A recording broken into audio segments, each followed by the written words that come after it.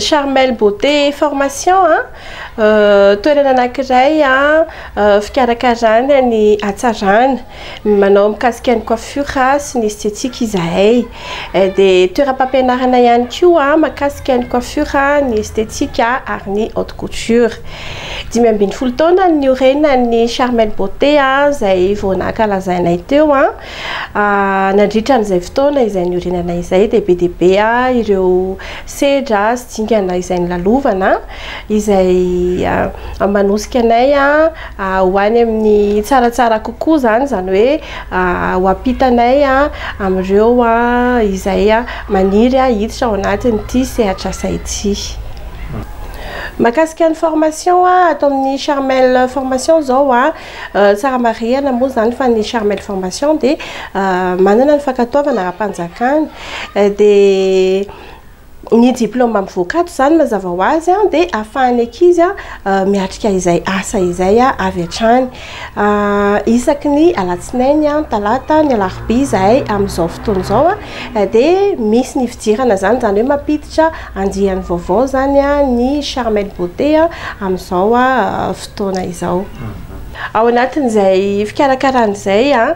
dia afaka ny Charmel Beauté zany manorehevitra antsika makasika ny fahasalaman'ny volo na ihany koa ny fahasalaman'ny hoditavantsika eo amin'ny fikarakarana ny hatsarana zany mba hikolokoloana mba ho tanora lalandava dia misy ireo akora izay ampiasain'ny Charmel Beauté izay zarainy amin'ny mpanjifa zany akora matianina sady mahafapo tanteraka zany no azo antoka ihany koa fa melohan'izay nefa dia misy foana ny fizahanana ny diagnostika zany izay ataonay amin'ireo olona izay tonga ato aminay. Ny mpianatra izay mianatra ato amin'ny Charmel dia tena hoe dirige an'zareo zahay mandra-pahatonga ny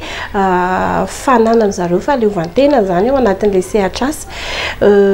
manomboka aty amin'ny fianarana vao manomboka dia ny fitantanana ny orinasa ny fitantanana ny produit izay ampiasaina dia eo ihany koa hatrany amin'ny fanokafana ny salon dia manaraka foana ilay mpianatra zany ny Charmel Beauté raha toa ka ilain'ilay ankizy zany izay fitondranana izay satria ireo ankizy izay tonga ato aminay moa zany matetika izy ireo dia ankizy